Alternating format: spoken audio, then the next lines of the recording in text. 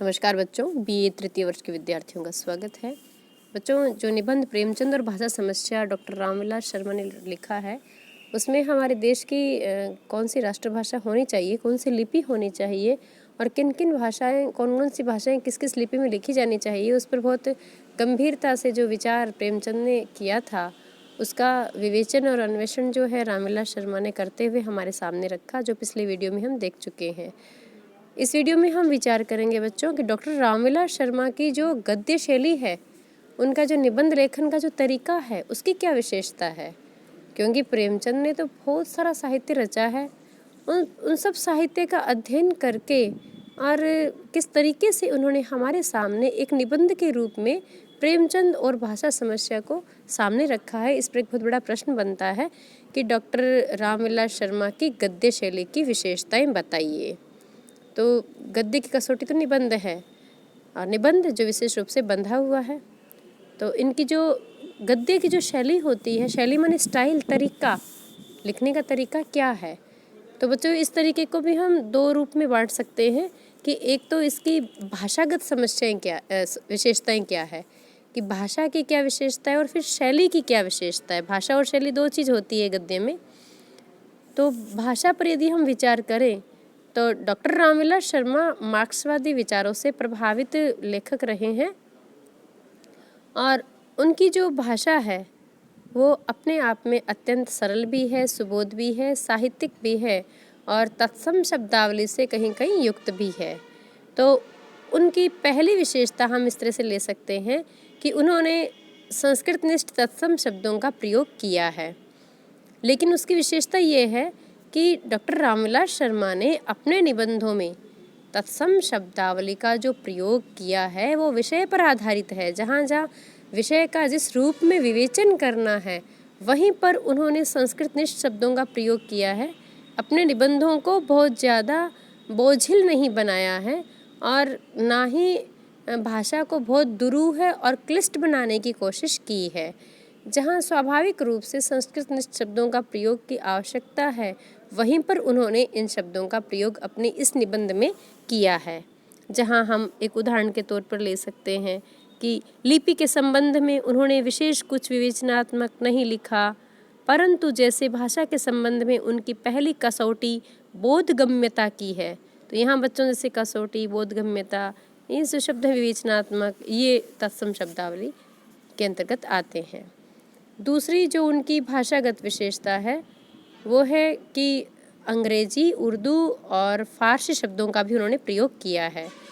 इसका कारण है कि प्रेमचंद जो है, जिसके ऊपर उन्होंने निबंध लिखा है, वो प्रेमचंद जी पहले उर्दू में लिखते थे और उर्दू में भी उन्होंने अरबी फारसी के शब्दों का भी प्रयोग किया है। हिंदी के शब्दों के साथ उन्होंने संस्कृत का प्रयोग भी किया है प्रेमचंद जी ने। तो प्रेमचंद के विचारों का विवेचन करते हुए डॉक्टर रामविलास शर्मा ने अपने इस निबंध में अंग्रेजी, उर्दू और फारसी शब्दों का भी प्रयोग किया है। जैसा कि निबंध की शुरुआत में ही हमें अंग्रेजी शब्द नज़र आ जाते हैं। डॉक्टर शर्मा अपने निबंधों की भाषा को क्लिष्ट बनाने के पक्षपाती नहीं थे, इसलिए उन्होंने निबंध में अंग्रेजी के साथ साथ उर्दू, अरबी, फारसी के शब्दों का स्वाभाविक प्रयोग जो होता है वो उन्होंने किया है। तीसरी विशेषता यदि हम देखें तो अपनी भाषा को बहुत ही संप्रेषणीय बनाने का प्रयास किया है। संप्रेषण अर्थात एक व्यक्ति जो कुछ कहना चाहता है, समान रूप से वो जब दूसरे तक प्रेषित हो जाता है, तब हम उसे साधारण शब्दों में संप्रेषण कह सकते हैं। उनके निबंधों की ये तीसरी एक विशेषता है कि भाषा सरल, सुबोध और संप्रेषणीयता के गुणों से युक्त है, यानी अगले व्यक्ति तक उनके विचार ज्यों के त्यों पहुंचाने की क्षमता रखती है उनकी भाषा। इसके साथ ही उन्होंने अपने निबंधों में व्यावहारिक शब्दावली का भी प्रयोग किया है।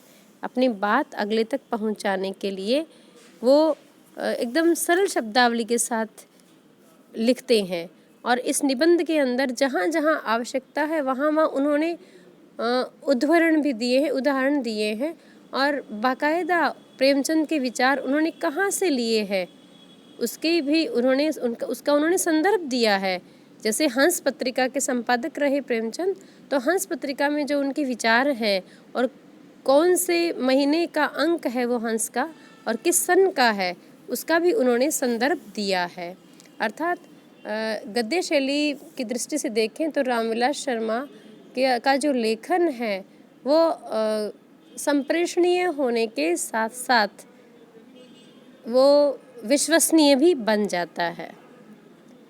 और अगली विशेषता है कि उन्होंने अपनी भाषा को सरल बनाने के लिए लोकोक्ति और मुहावरों का प्रयोग भी किया है, क्योंकि जो लोकोक्तियाँ होती है, जो मुहावरे होते हैं, वो कथन को प्रवाहपूर्ण बना देते हैं और उसके प्रयोग से जो भाव हैं हमारे वो बहुत जल्दी संप्रेषित होते हैं।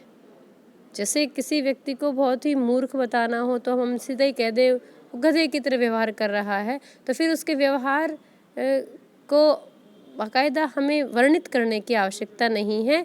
एक छोटी सी लोकोक्ति, छोटा सा मुहावरा, एक छोटे से शब्द के प्रयोग के साथ हम हमारी बात को अच्छे से संप्रेषित कर सकते हैं और ये विशेषता हमें रामविलास शर्मा के निबंधों में मिलती है।